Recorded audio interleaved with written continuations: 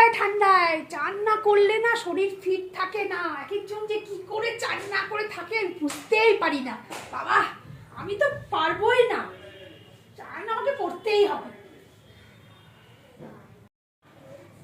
গরম জলে চান করতে নেই, ঠান্ডা জলে ঝপঝপ করে ঢেলে স্নান করতে হয়। এক একজন তো চানই করে না, কেন বুঝতেই পারি না, বাথরুমে ঢুকতেই ভয় পায়। আমার বাবা এইসব নেই।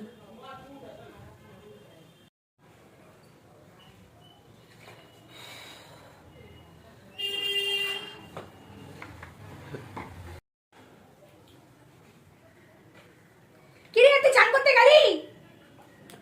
আরে তুমি স্নানটা না করে এসব কি করছো? আমিও তো চান করছি, যা ঠান্ডা পড়েছে বাবা।